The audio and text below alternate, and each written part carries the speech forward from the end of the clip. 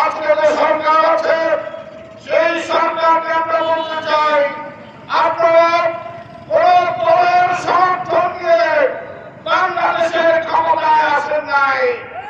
আপনাদের রাজনৈতিক কোন এজেন্ডা নেই, দলীয় কোন কর্মসূচি নেই। আপনারা কোন দলের ইশারায় এই দেশের ক্ষমতা পান নাই।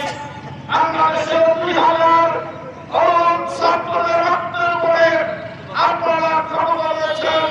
বাংলাদেশের সর্বশ্রেণীর স্বাধীনতাকামী, মুক্তিকামী, মানবতাকামী, বৈষম্যহীন বাংলাদেশ প্রত্যয়ের মানুষেরা আপনাদেরকে ক্ষমতায় বসিয়েছিল।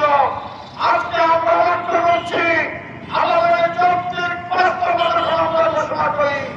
আপনাদের কাছ থেকে দখলের মনোভাবের কথা বা আচরণ আছে, যাতে মনে হয় আপনারা কোন দলের এজেন্ডা বাস্তবায়ন করার জন্য বাংলাদেশের ক্ষমতায় বসেছেন। এখন 1 বছর আগে যারা ক্ষমতায় এসেছিল, ক্ষমতায় ছিল, তারা ভেবেছিল 41 সাল পর্যন্ত ক্ষমতায় থাকবে।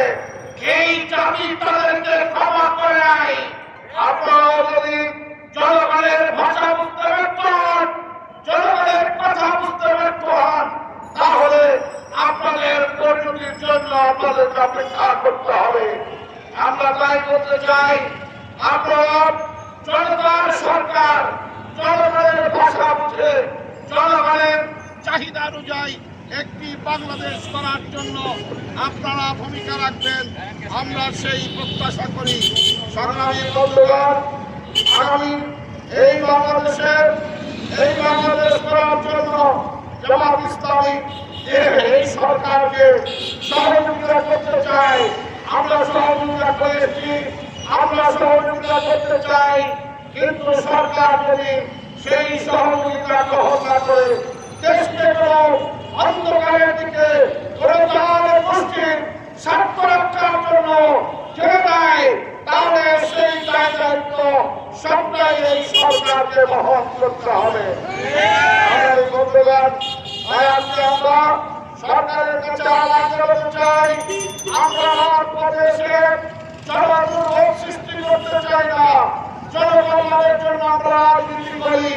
আমরা আমাদের যৌক্তিক 5টি দাবি, বিহার পদ্ধতি নির্বাচন, জুলাই সনদের আইনি ভিত্তি, যা আমাদের সরকারের জন্য সবার আগে দরকার, সেই জুলাই সনদের আইনি ভিত্তি, ফ্যাসিস্টদের দীর্ঘকালীন বিচার, দৃষ্টান্তমূলক বিচার এবং জাতীয়তাবাদী সহ 14 দল যারা এই ফ্যাসিস্টদেরকে এদেশে শক্ত হয়ে বসার জন্য, মানবতার প্রতি বিধ্বংসী কাজ করার জন্য সহযোগিতা করেছিল, তাদের রাজনীতি নিষিদ্ধ এবং সকল স্তরে লেভেল প্লেইং ফিল্ড তৈরি করে আগামী দিনে বাংলাদেশে সুন্দর, সুষ্ঠু একটি নির্বাচন উপহার দেওয়ার জন্য আমাদের ঘোষিত বাস্তবতা কর্মসূচিকে অবিলম্বে মেনে নিতে হবে।